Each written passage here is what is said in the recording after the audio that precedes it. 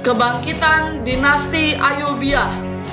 Pada tahun 1164, Sultan Nureddin dari Kesultanan Zengid mengutus Sirkuh untuk memimpin pasukan ekspedisi guna mencegah tentara salib membangun kehadiran yang kuat di Mesir. Sirkuh mendaftarkan putra Ayub, yaitu Salahuddin, sebagai perwira di bawah komandonya. Mereka berhasil mengusir Dirgam, wazir Mesir, dan mengembalikan pendahulunya, yaitu Sawar.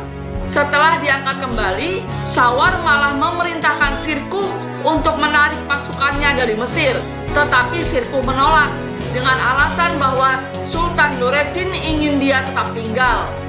Selama beberapa tahun, Sirkuh dan Salahuddin mengalahkan kekuatan gabungan tentara salib dan pasukan Sawar.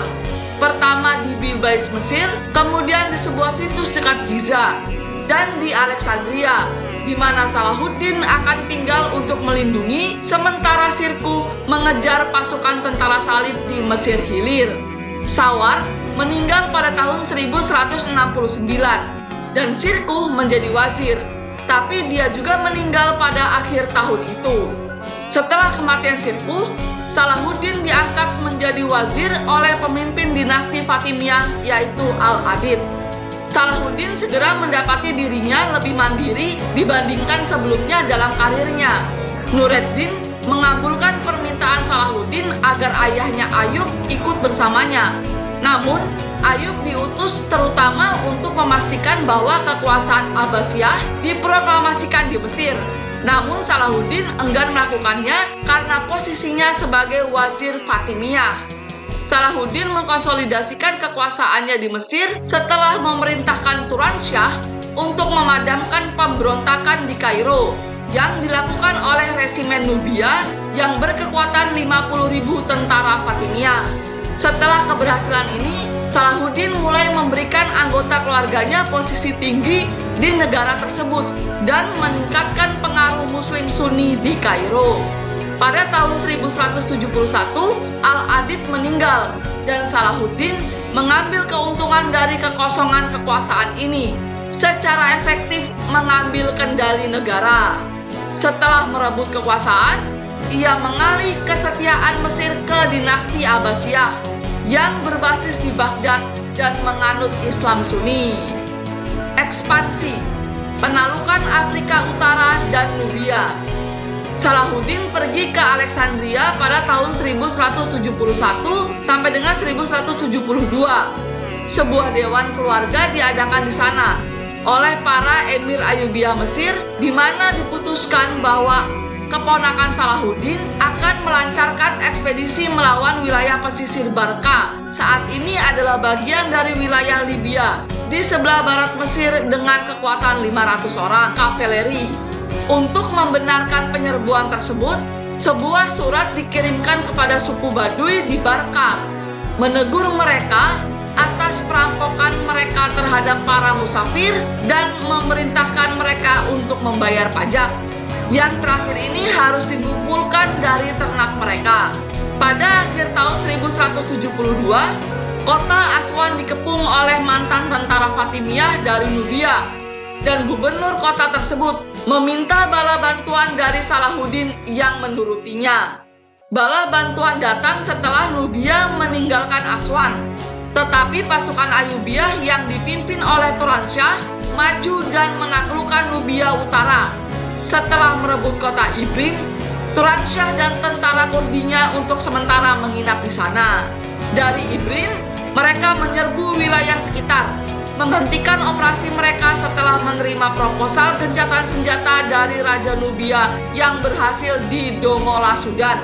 Turansyah kemudian mengirim utusan ke Dongola, yang setelah kembali menjelaskan kemiskinan kota dan Nubia secara umum kepada Turansyah. Akibatnya, dinasti Ayyubiyah seperti para pendahulu Fatimiyah mereka tidak disarankan untuk melakukan ekspansi lebih jauh ke selatan ke Nubia karena kemiskinan di wilayah tersebut, namun mengharuskan Nubia untuk menjamin perlindungan Aswan dan Mesir dulu. Kemudian Garnisum Ayyubiyah di Ibrim mundur ke Mesir pada tahun 1175. Pada tahun 1174, Syaraf al-Din Karakus seorang komandan di bawah Muzaffar Umar menaklukkan Tripoli dan Normandia dengan pasukan Turki dan Baduy. Selanjutnya, ketika beberapa pasukan Ayyubiyah melawan tentara salib di Levan, pasukan mereka yang lain di bawah Saraf al-Din merebut kembali Kairouan dan Al-Mohad pada tahun 1188. Penaklukan Arab. Pada tahun 1173, Salahuddin mengirim Turansyah untuk menaklukkan Yaman dan Hijaz. Penulis Muslim Ibnu al-Athir dan kemudian Al-Makrizi menulis bahwa alasan dibalik penaklukan Yaman adalah kekhawatiran Ayyubiyah bahwa jika Mesir jatuh ke tangan Nureddin, mereka dapat mencari perlindungan di wilayah yang jauh. Pada bulan Mei tahun 1174, Turansyah menaklukkan Zabid dan pada akhir tahun itu juga merebut Aden.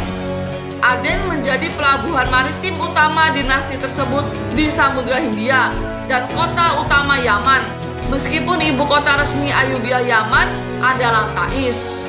Munculnya dinasti Ayyubiyah menandai dimulainya periode kemakmuran baru di kota yang ditandai dengan peningkatan infrastruktur komersial, pendirian lembaga-lembaga baru, dan pencetakan koin sendiri.